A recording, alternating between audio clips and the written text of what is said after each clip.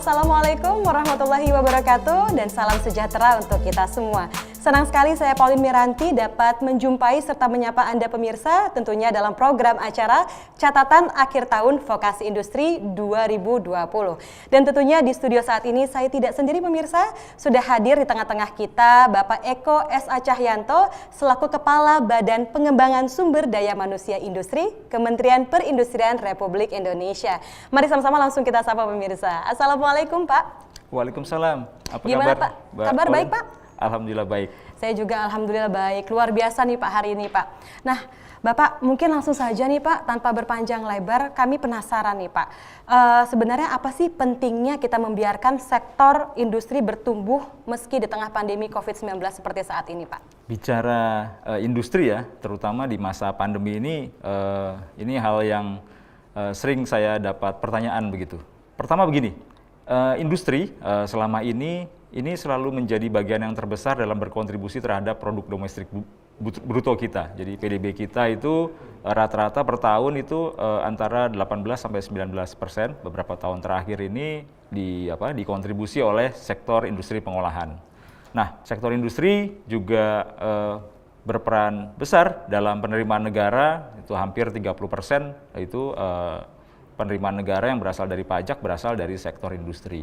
Kemudian kontribusinya terhadap ekspor juga besar begitu.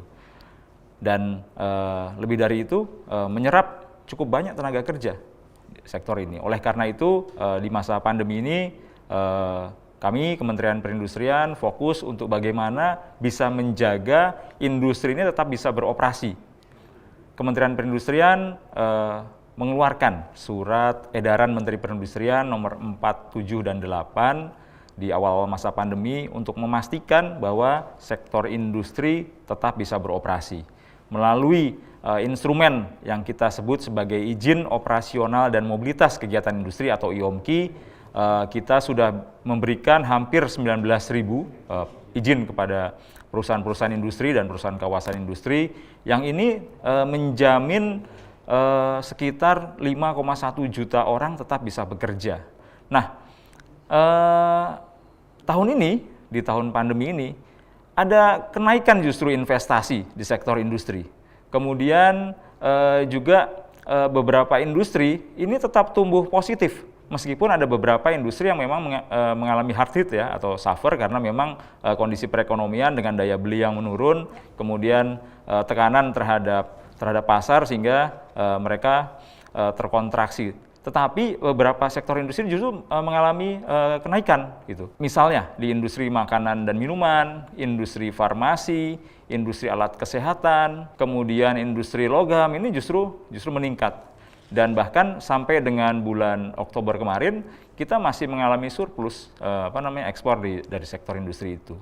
Oleh karena itu kami berharap kita bisa terus menjaga iklim usaha industri ini dengan baik sehingga bisa terus menopang perekonomian negara kita.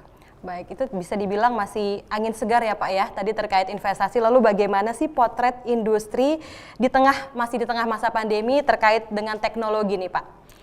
Nah, industri itu kan sangat bergantung kepada 3 hal, yaitu investasi, teknologi, dan sumber daya manusia. Investasi ini diperlukan agar kita bisa terus menarik modal baik dari luar maupun dalam negeri agar ini tetap ada ekspenditur sehingga bisa menggerakkan sektor-sektor yang lain. Kemudian teknologi ini diperlukan agar industri itu tetap bisa berdaya saing. Jadi efisiensi, kemudian standar-standar ini pasti memerlukan intervensi teknologi. Nah, ini industri memerlukan sekali teknologi-teknologi yang sangat up to date ya, sehingga kita bisa terus bisa efisien sehingga bisa punya daya saing untuk memenangkan pasar. Nah, teknologi ini diperlukan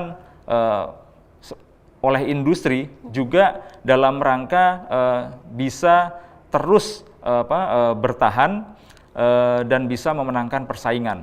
Nah, investasi dan teknologi ini tentunya juga harus didukung oleh sumber daya manusianya. Ini karena sumber daya manusia itulah nanti yang akan menjadi penggerak di sektor industri ini. Baik, ini menarik. Sektor SDM itu penting sekali ya Pak istilahnya ya Pak. Lalu kemudian tugas utama dari BPSDMI sebenarnya apa sih Pak? Jadi BPSDMI atau Badan Pengembangan Sumber Daya Manusia Industri adalah salah satu unit kerja di lingkungan Kementerian Perindustrian.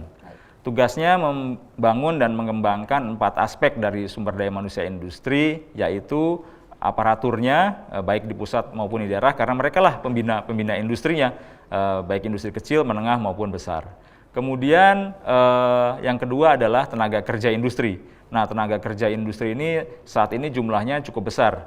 Meskipun di masa pandemi kita ada penurunan, tetapi angkanya juga masih cukup besar, sekitar 17,8 juta orang tahun ini. Kemudian yang ketiga dan itu penting sekali, yaitu wirausaha industri. Oleh karena itu Kementerian Perindustrian melalui beberapa unit kerjanya juga fokus untuk bagaimana kita bisa menciptakan wirausaha industri baru, baik di sektor industri kecil, menengah maupun besar. Yang keempat adalah konsultan industri yang diperlukan dalam rangka mendampingi industri ini dan juga bisa membantu industri ini untuk terus tumbuh dan berkembang, terutama industri kecil dan menengah. Nah, dari 4 aspek ini kami kemudian memiliki program-program. Ada 6 program utama kami di BPSDMI dalam rangka pengembangan SDM industri. Yang pertama adalah melalui pendidikan vokasi yang kita arahkan menuju dual system seperti yang dilakukan di negara-negara maju. Kemudian kami juga memiliki diklat dengan sistem 3-in-1, yaitu isinya adalah pelatihan, sertifikasi kompetensi, dan penempatan kerja.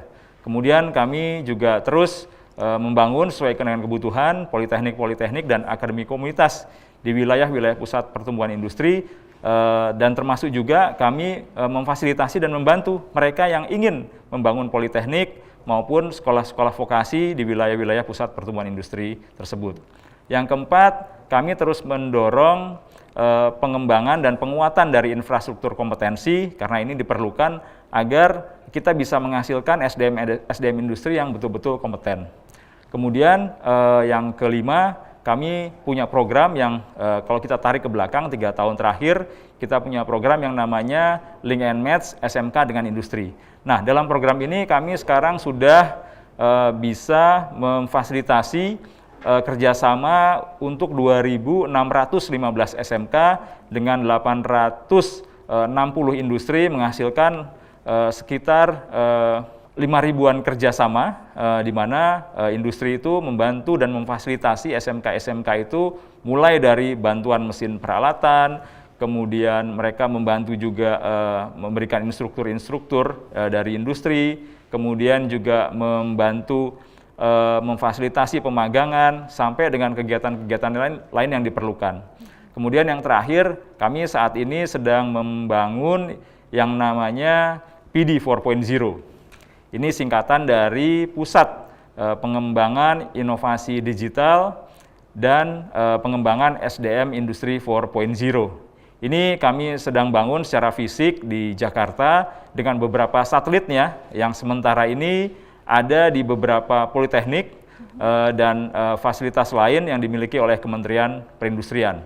Nanti saya akan ceritakan lebih detailnya, apa sih itu PD 4.0. Kami juga penasaran Pak, tapi kita tahan dulu pemirsa setelah pesan-pesan yang berikut ini. Untuk itu jangan kemana-mana, tetaplah bersama kami dalam program Catatan Akhir Tahun Vokasi Industri 2020.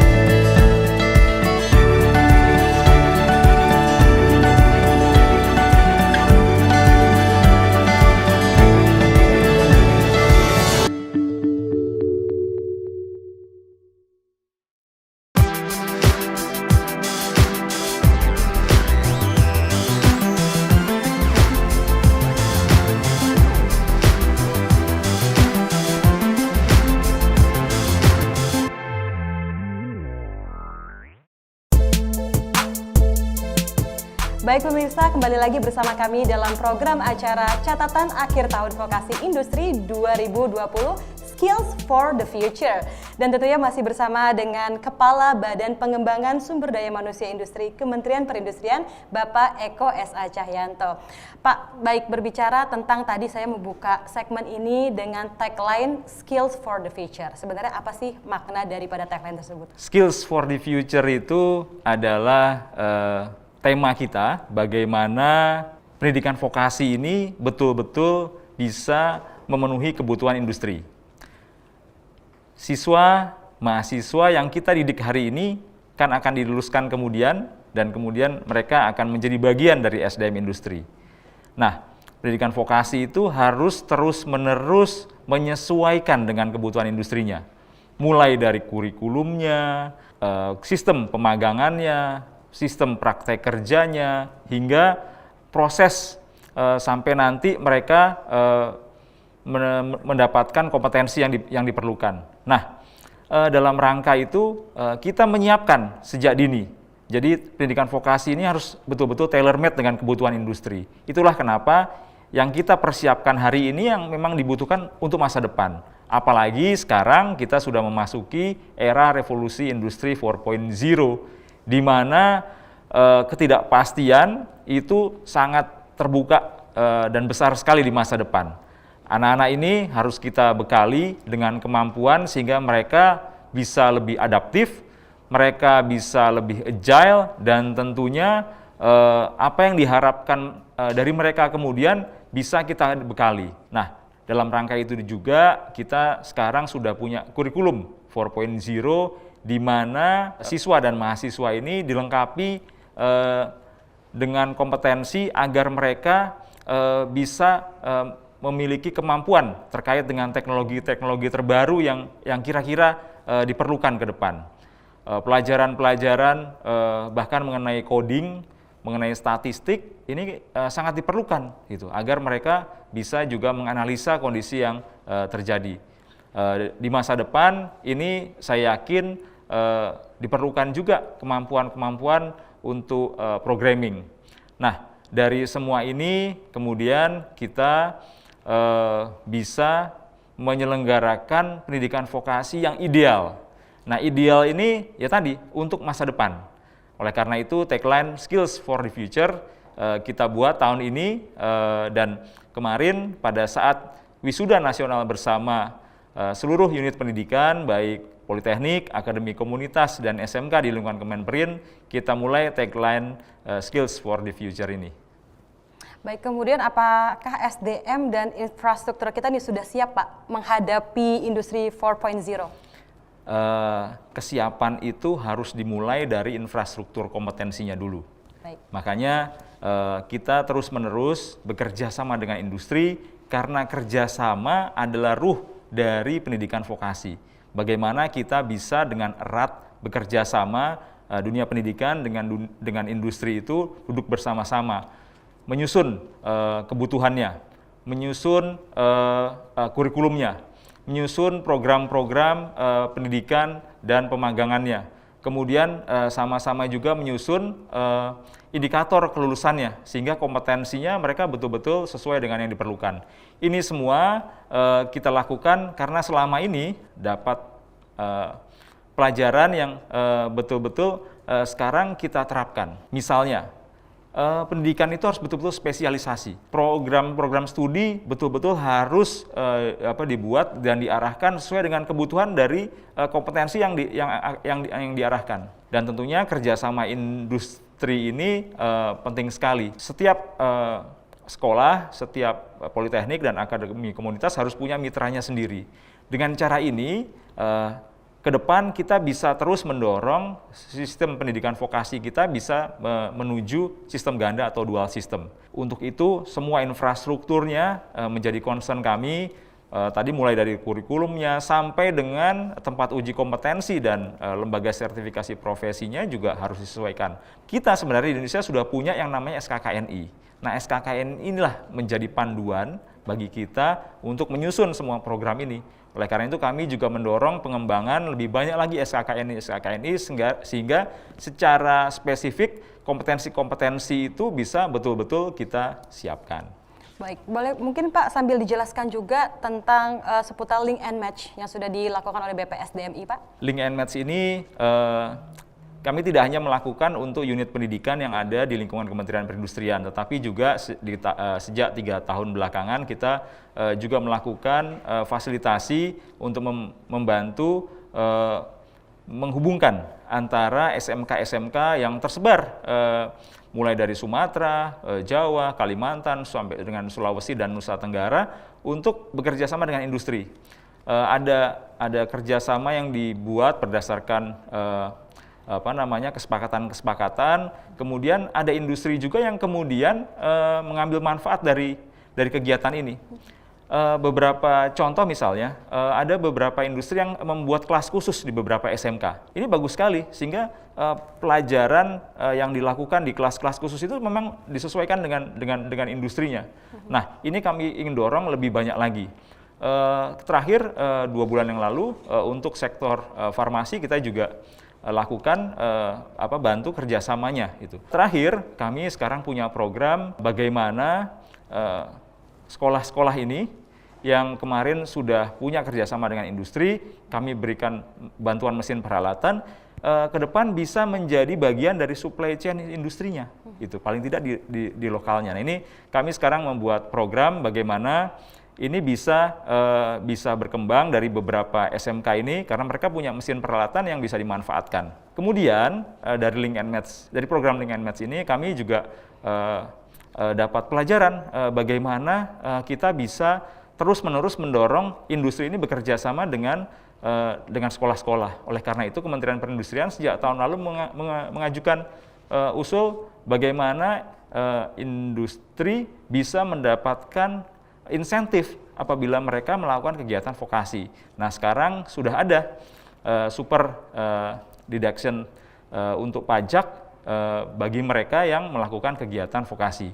Sepanjang tahun ini kami banyak melakukan coaching klinik kepada industri-industri agar mereka bisa memanfaatkan ini, dan tentunya ini kalau kita dorong terus secara masif pasti akan mendorong lebih banyak lagi industri akan memfasilitasi sekolah-sekolah. Nah, diharapkan ke depan dengan cara ini kita bisa betul-betul menjadikan pendidikan vokasi ini lebih ideal lagi dengan industrinya.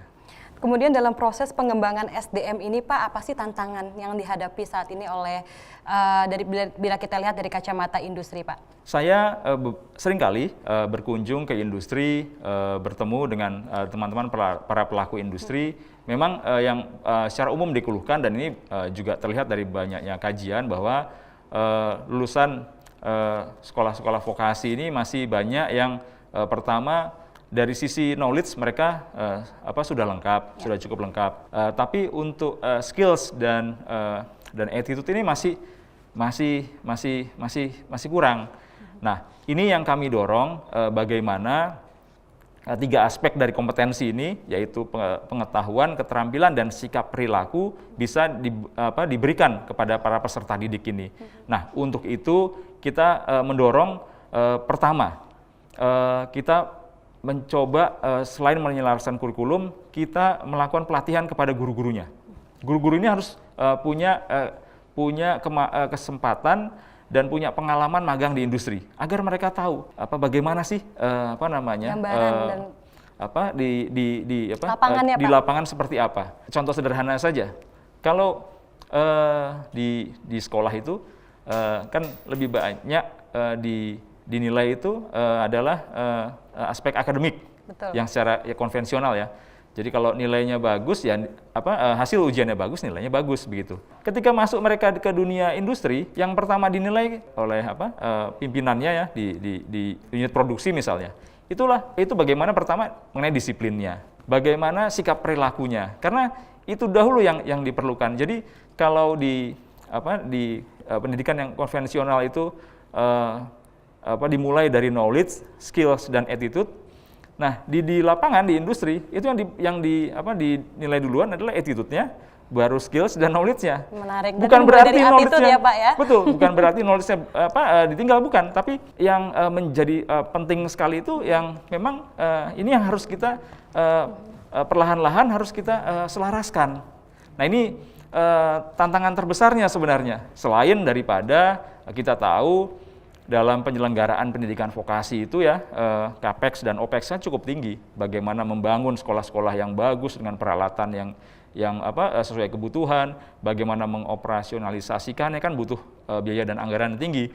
Nah, sementara tidak fair kalau ini selalu dibebankan kepada siswa atau mahasiswa melalui SPP-nya. Nah, ini tugas pemerintah harus hadir juga di sana, dan industri apabila bisa membantu memfasilitasi itu, tentunya akan menekan biaya ini, sehingga akan lebih banyak lagi potensi-potensi anak-anak yang masuk sekolah vokasi. Kalau lebih banyak yang masuk ke sana, tentunya pilihannya akan semakin banyak juga, sehingga kita bisa menghasilkan SDM yang lebih baik juga gitu. Oh, luar biasa. Baik Pak, tadi saya sedikit meng-highlight bahwa ketika lesson learn Bapak jelaskan tadi bahwa unit pendidikan harus menerapkan keunikan. Keunikan apa sih yang harus kita kembangkan Pak untuk menghasilkan SDM yang kompeten? Unik ini bukan berarti aneh ya. Unik ini adalah dia memang harus punya spesialisasi. Jadi industri ini kan banyak sekali ya sektornya, banyak sekali subsektornya. Tapi ada kompetensi-kompetensi yang bisa sebenarnya tuh merupakan kebutuhan mendasar. Contohnya jurusan-jurusan yang terkait dengan kimia. Apakah itu analis kimia, kimia proses, kimia industri, ini banyak sekali dibutuhkan karena hampir semua industri ini tidak jauh-jauh dari aspek kimia ini. Apa yang kita pakai ini biasa sekarang ini bagian dari produk yang ada yang jelas-jelas unsur kimianya jelas ada di sana. Yang unik yang saya maksud lebih jauh dari itu adalah kita menyesuaikan dengan kebutuhan industri yang memang sedang membutuhkan saat itu. Contoh begini. Beberapa tahun yang lalu pemerintah punya kebijakan untuk membatasi ekspor mineral mentah gitu. Artinya kan harus dilakukan hilirisasi di sini. Nah, untuk itu kan diperlukan pertama investasi untuk industri yang mengolah mineral itu di sini, dan juga memerlukan SDM untuk mereka nanti bekerja di sana. Nah, ini sebagai contoh kami membangun Politeknik Industri Logam di Morowali. Di sana ada kawasan industri baru yang memang memanfaatkan nikel yang ada di Sulawesi itu, dan ini kita lakukan bekerjasama dengan industri. Kemudian 2 tahun yang lalu kami membangun Politeknik Industri Furniture dan Pengolahan Kayu di Kendal. Ini selama ini kan hampir nggak ada begitu. Ada beberapa SMK, tapi yang kita ingin fokus bagaimana mengembangkan potensi industri furniture kita, karena kita punya potensi menghasilkan kayu yang besar, dan mestinya kita bisa merajai pasar dunia itu. Nah, ini kita bangun karena kita butuh itu sekarang. Untuk tekstil dan produk tekstil, kami punya akademi komunitas yang memang kompetensinya di tekstil dan produk tekstil. Nah, kemudian yang lain-lain misalnya kulit begitu ya, karena industri kulit kita juga cukup besar. Dengan cara ini kita bisa betul-betul masuk ke wilayah di mana kompetensi-kompetensi ini betul-betul dibutuhkan.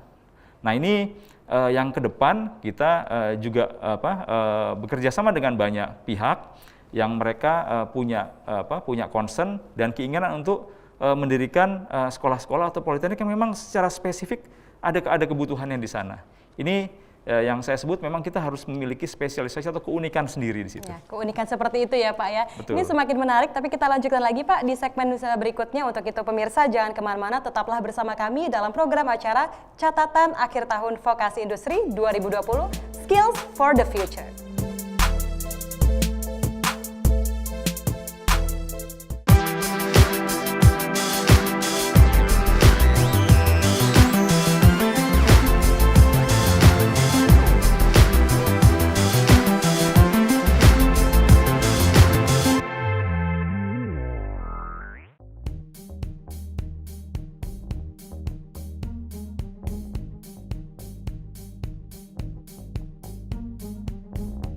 Halo Bapak. Hai Bella, apa kabar? Baik Pak, apa kabar Pak? Alhamdulillah. Alhamdulillah. Dari mana ini? Habis kuliah? Iya Pak, bener banget habis kuliah. Nah Pak, kebetulan banget nih saya lagi ketemu Bapak. Pak, sekarang kita lagi ada di masa industri 4.0. Nah, untuk menghadapi tantangan industri 4.0 itu, apa sih Pak yang Bapak siapin? Wah, ini pertanyaannya kok berat sekali ya untuk mahasiswa semester 5. Iya dong. Begini, kamu pernah dengar PD 4.0 nggak? Pernah Pak. Nah, kan Kementerian Perindustrian ini sekarang sedang fokus membangun PD 4.0 sebagai salah satu program roadmap kita di Making Indonesia 4.0.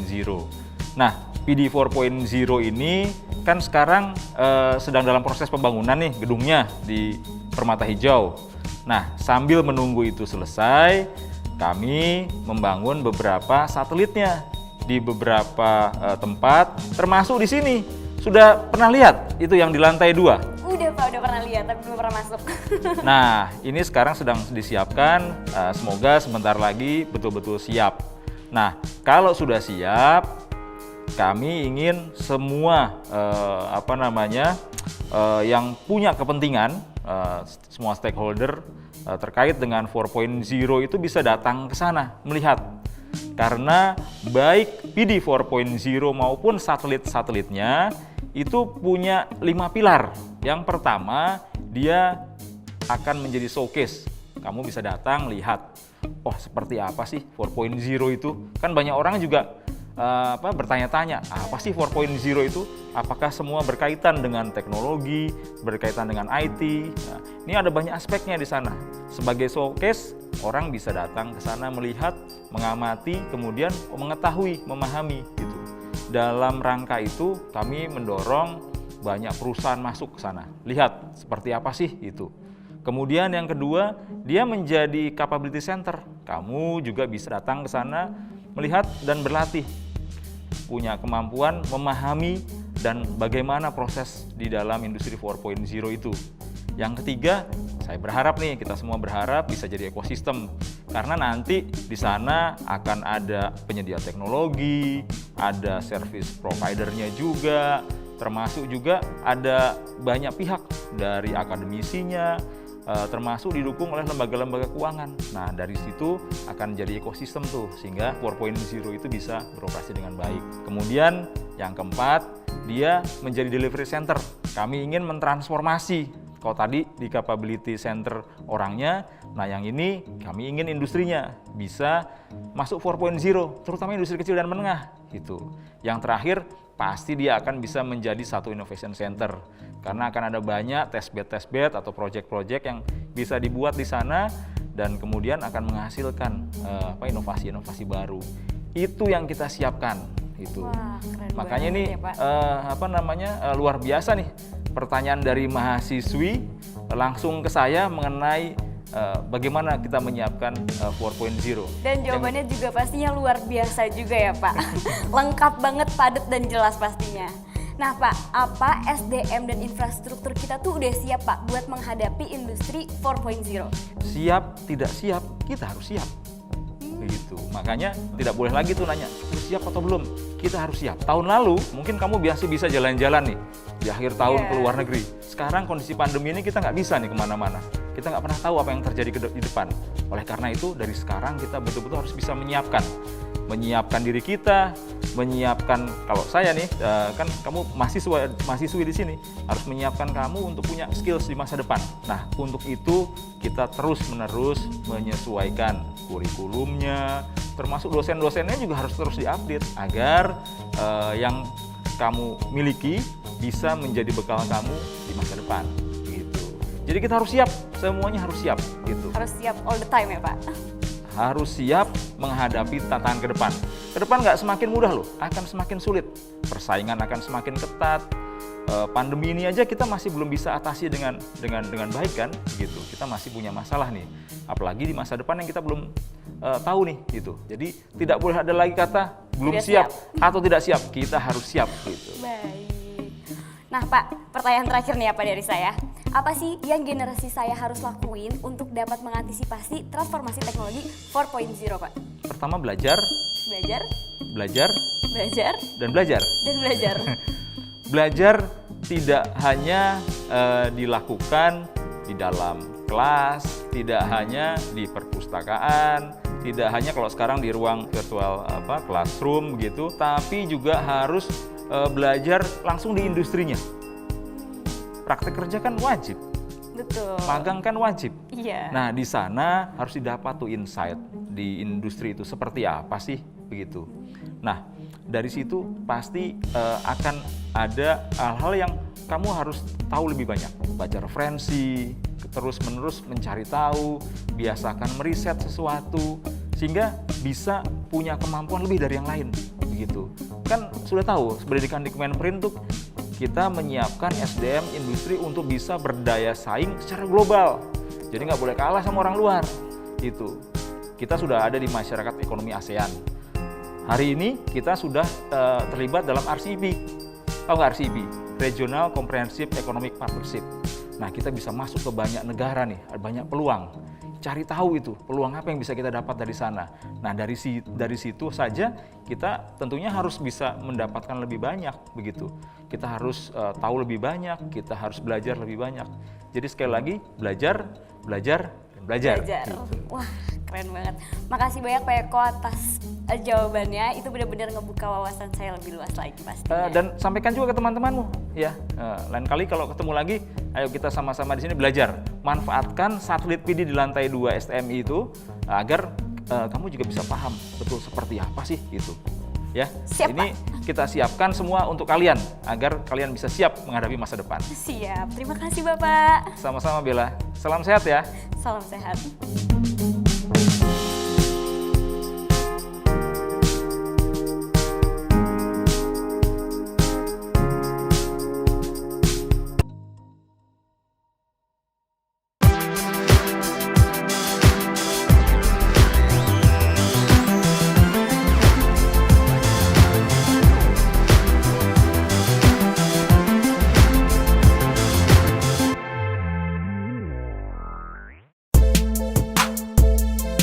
Baik pemirsa, kembali lagi bersama kami dalam program acara Catatan Akhir Tahun Vokasi Industri 2020.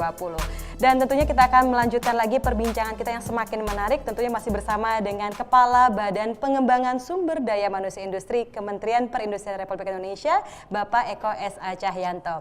Baik Pak Eko, tadi perbincangan kita masih panjang nih ya, sedikit banyak.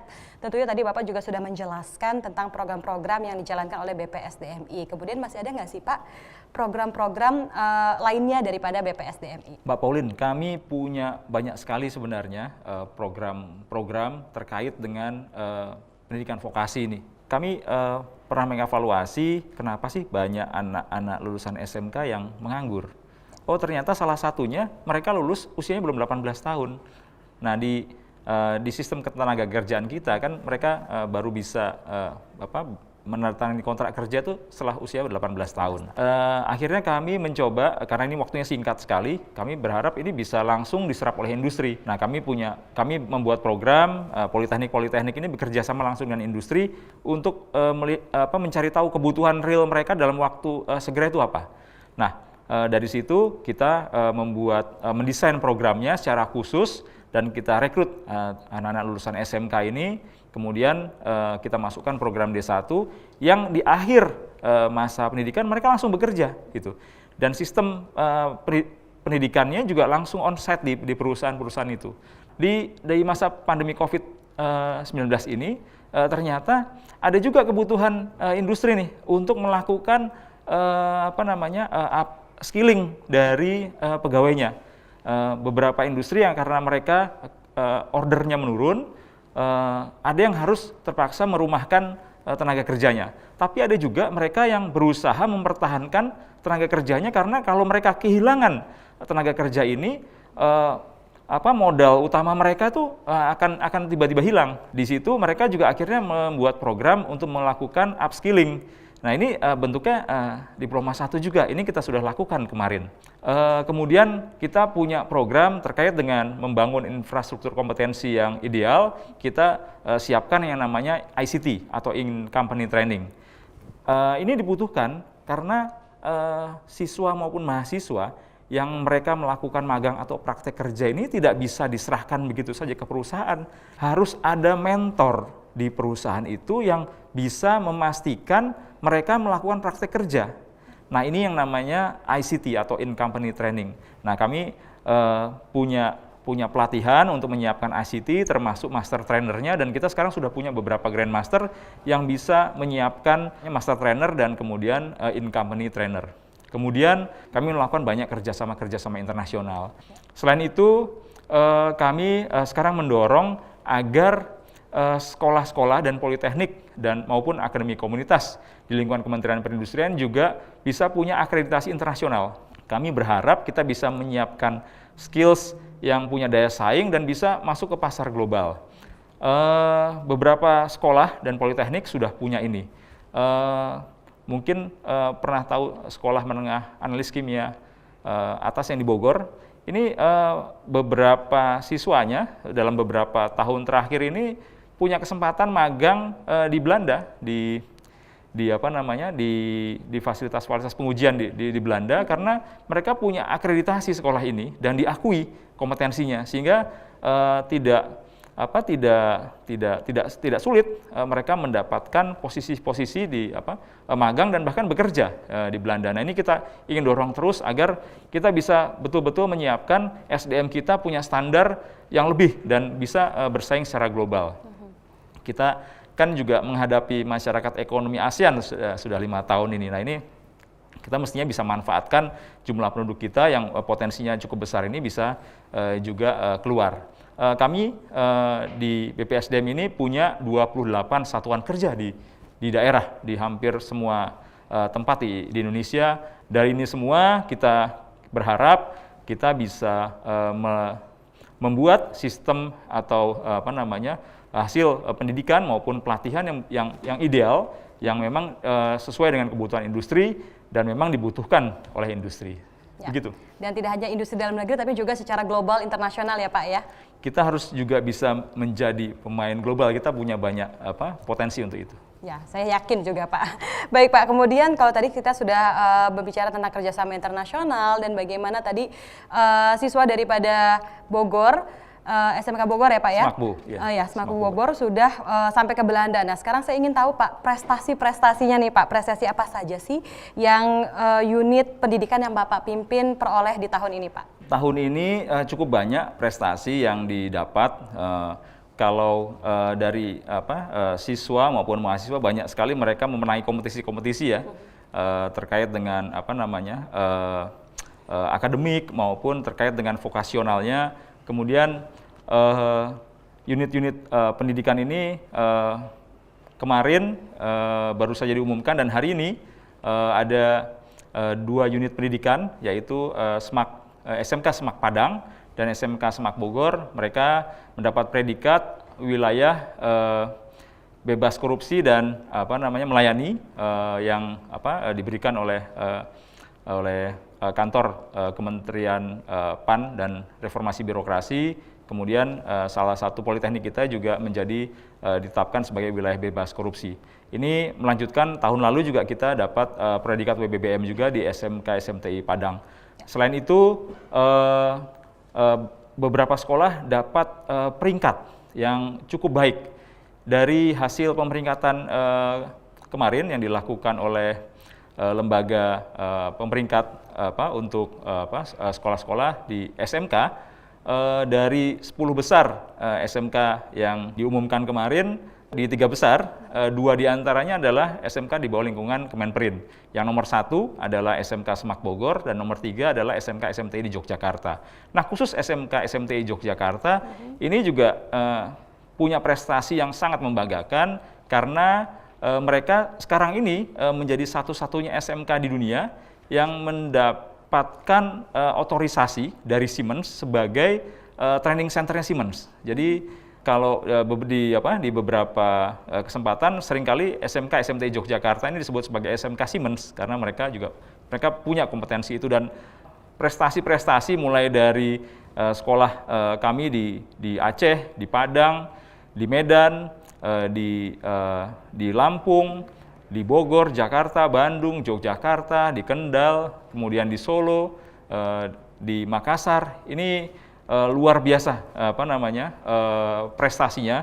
Mereka rata-rata menjadi sekolah-sekolah terbaik di wilayahnya. Kemudian saat ini karena ini sekolah-sekolah sudah semakin terkenal, ketika kami melaunching Jarvis, dulu namanya Jalur Penerimaan Vokasi Industri, ini animonya besar sekali. Sehingga teman-teman cukup kerepotan juga kemarin ketika melakukan seleksi calon-calon mahasiswa untuk politeknik maupun akademi komunitas kita. Nah ini sebagian kecil dari prestasi yang mereka capai. Tapi buat saya prestasi yang harus dicapai dari seluruh unit pendidikan ini adalah berapa besar serapan dari mahasiswa atau siswa mereka pada saat wisuda. Ini buat saya yang paling penting gitu. Karena itu kami selalu menekankan bahwa pendidikan ini pada ujungnya adalah menyiapkan sumber daya manusia industrinya.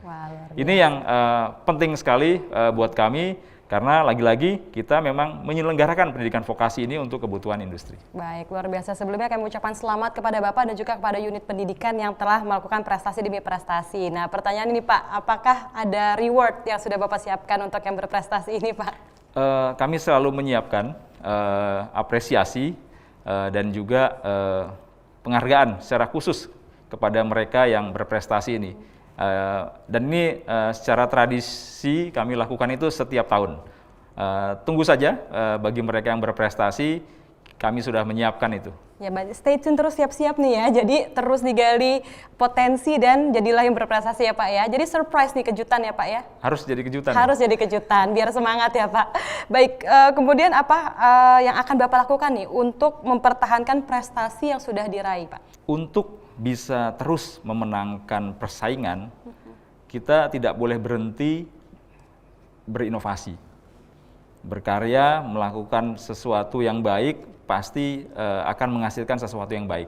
Cara itu yang kami dorong terus-menerus, bagaimana kita bisa memanfaatkan potensi kita, yang sederhana saja, misalnya terkait dengan teknologi apa sih yang sekarang sedang banyak digunakan atau sedang in begitu. Nah ini kita coba manfaatkan, kita coba kembangkan. Kita terus bisa melakukan perbaikan, improvement, dan melalui inovasi-inovasi ini kita akan terus-menerus dapat meningkatkan daya saing kita, terus-menerus meningkatkan standar kita sehingga bisa menjadi yang terdepan di pasar gitu. Baik Pak, menarik, luar biasa sekali, dan sayangnya kami sudah berada di penghujung acara nih Pak. Terakhir, sebagai konklusi kita pada kesempatan kali ini, ke depannya apa yang akan Bapak lakukan terkait dengan pengembangan sumber daya manusia?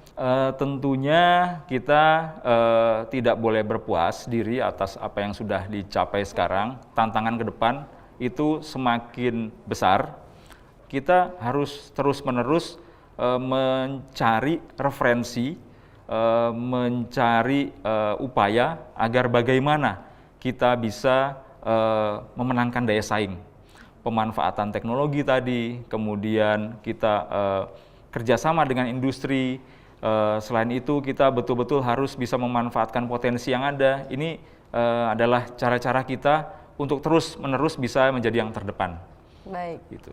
Luar biasa, kita berikan aplaus secara virtual dari tempat masing-masing. Luar biasa sekali Bapak, terima kasih banyak atas insight, atas pencerahan dan juga pastinya atas motivasi yang diberikan kepada pemirsa. Tentunya ini akan menjadi manfaat yang luar biasa bagi yang menyaksikan. Mungkin sekian dari kami telah selesai di program di acara catatan akhir tahun Vokasi Industri 2020. Mungkin Bapak bisa melit Pak untuk tagline kita Pak, Skills for the Future Pak. Untuk pendidikan vokasi di Kementerian Perindustrian, kami punya tagline Skills for the Future. Baik, sampai berjumpa di lain kesempatan. Kami pamit undur diri dan wassalamualaikum warahmatullahi wabarakatuh. Waalaikumsalam warahmatullahi wabarakatuh. Terima kasih Mbak Pauline. Terima kasih, Salam Pak. sehat untuk semua. Salam sehat selalu untuk kita semua.